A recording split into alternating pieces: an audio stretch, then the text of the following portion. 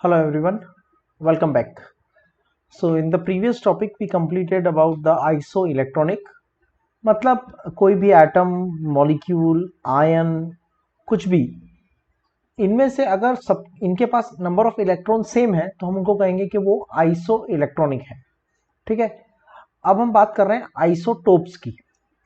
Isotopes क्या होते हैं एक्चुअली? कोई भी अगर एक पर्टिकुलर एलिमेंट है, कोई भी एलिमेंट लेट्स से कार्बन, तो उसमें जितने भी एटम्स होंगे सभी कार्बन के एटम्स के अंदर नंबर ऑफ प्रोटॉन चेंज नहीं हो सकते, उन सब में नंबर ऑफ प्रोटॉन सेम रहेगा, मतलब एटॉमिक नंबर सेम रहेगा। अगर आपने एक सैंपल लिया लेट्स से प्योर डायमंड और प्योर ग्रेफाइट, प्योर डायमंड और प्योर ग्रेफाइट में there are large number of the carbon atoms present, लेकिन उनमें से सभी एटम के अंदर जो नंबर ऑफ प्रोटॉन है वो 6 है। नंबर ऑफ प्रोटॉन वेरी नहीं कर सकते, बट कैन यू गारंटी के number of electron number of neutron भी सेम होंगे? No, the number of neutrons in the atoms of same element में बी डिफरेंट। जैसे कार्बन के सभी एटम्स में प्रोटॉन्स होते हैं 6, मतलब उसका एटॉमिक नंबर होता है 6, लेकिन number of neutron, a few atoms may have 6 neutron, a few atoms may have 7 neutron or maybe 8 neutrons also। मतलब एक ही एलिमेंट है carbon, how can we say that एक ही एलिमेंट है का मतलब क्या है? मतलब एटॉमिक नंबर सेम है, नंबर ऑफ प्रोटॉन सेम है, लेकिन नंबर ऑफ न्यूट्रॉन डिफरेंट है। अब प्रोटॉन और न्यूट्रॉन का जो टोटल होता है उसको अब क्या बोलते हैं? Mass number. तो हमने 3 कंडीशन डिस्कस किया कि कुछ कार्बन के एटम्स हैं जिनमें 6 न्यूट्रॉन है, कुछ में 7 न्यूट्रॉन है और कुछ में 8 न्यूट्रॉन है। 6, 7 और 8 न्यूट्रॉन। और नंबर ऑफ प्रोटॉन्स कितने हैं? 6। तो नंबर मास नंबर कितना हो जाएगा? 6 proton 6 neutron 12, 6 proton 7 neutron 13, 6 proton 8 neutron 14। तो एलिमेंट सेम है, एटॉमिक नंबर सेम है, लेकिन उनका मास नंबर डिफर कर सकता है। ऐसे एटम्स को हम कहते हैं isotope. So that was just a basic idea about what are isotope. So we can say isotopes are the atoms of same element, atoms of same element having same atomic number, same atomic number मतलब Z same, but different mass number। Let's say for example, जैसे अभी हमने कहा carbon, carbon का atomic number है 6,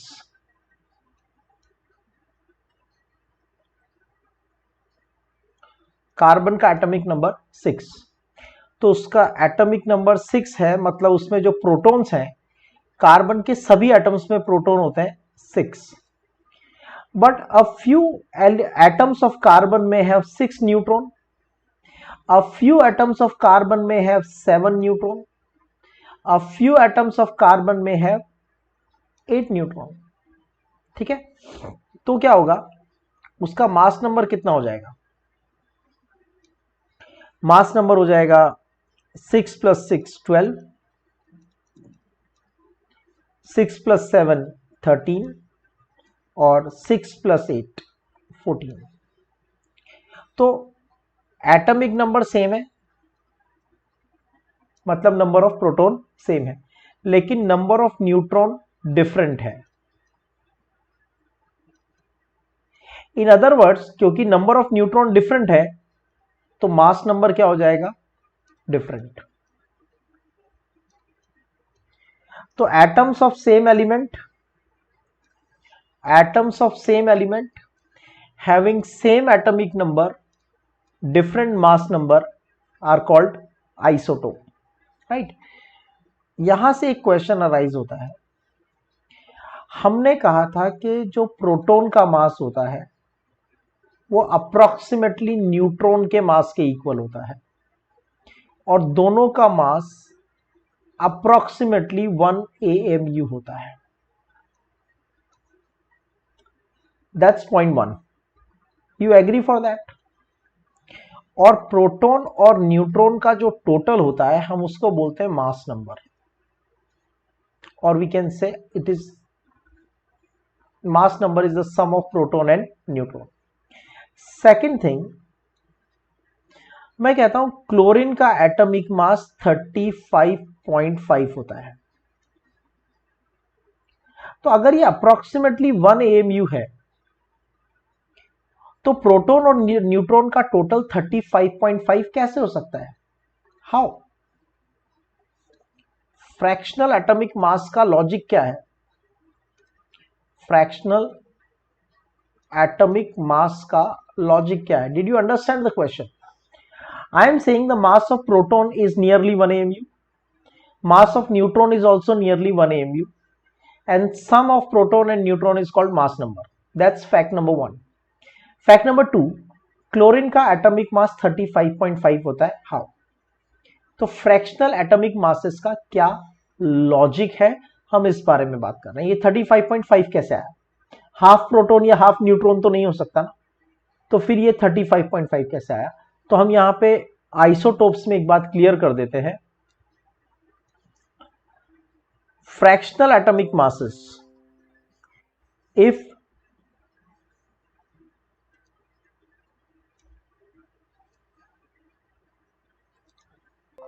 I talk about a simple condition that if an element has different isotopes,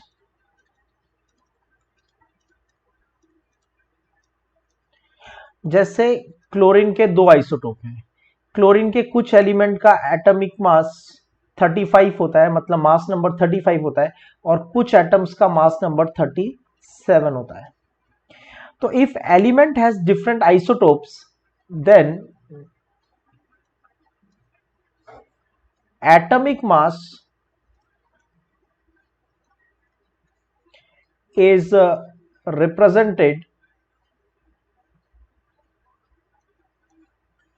as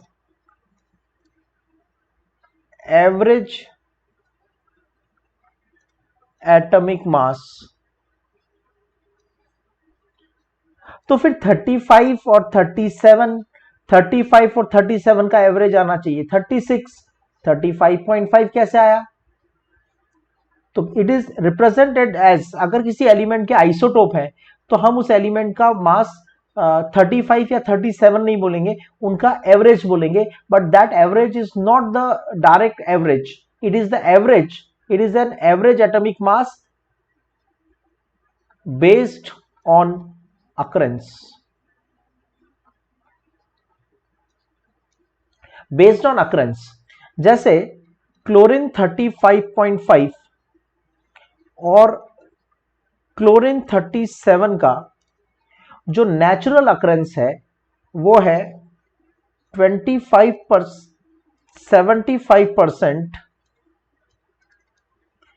and 25% respectively. तो average कैसे find करेंगे based on occurrence? Average find करने के लिए हम सिंपल लॉजिक लगाएंगे, that is a very simple idea. क्या logic लगाना है, ध्यान से देखो. Average atomic mass is equal to sum of atomic mass, or rather I should write it as isotopic mass, isotopic mass into percentage divide by 100. तो देखो chlorine का isotopic mass कितना है 35, और 35 वाले की परसेंटेज कितनी है? 75। दूसरा आइसोटोपिक मास कितना है? 37, और 37 वाले की परसेंटेज कितनी है? 25 डिवाइड बाय 100। तो इनका जो एवरेज आएगा वो आएगा 35.5। इसको सॉल्व करेंगे तो आएगा 35.5। क्लियर? दूसरा एक और फॉर्मूला यूज कर सकते हैं, average atomic mass is equal to sum of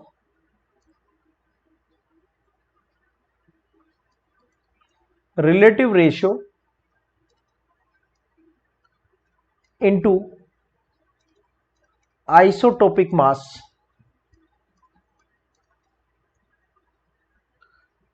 divide by sum of relative ratio, sum of relative ratio। सी 75% 25%, मतलब रेशियो कितना हुआ? 3:1। तो हम लिख सकते हैं 35 और 37 दो मासेस हैं, रिलेटिव रेशियो कितना हुआ? 3:1। तो 35 वाले का रेशियो है 3 और 37 वाले का रेशियो है 1 divided by the sum of ratio 3 + 1, that will come equal to 35.5। So it's a very simple topic. The topic says what are isotopes? Isotopes एक ही एलिमेंट के अलग अलग एटम्स होते हैं जिनका एटॉमिक नंबर सेम होता है लेकिन उनका मास नंबर डिफरेंट होता है। This is called isotope. और अगर किसी एलिमेंट के आइसोटोप प्रेजेंट है तो अकरेंस के बेसिस पे हम उनका एवरेज एटॉमिक मास फाइंड कर सकते हैं, राइट?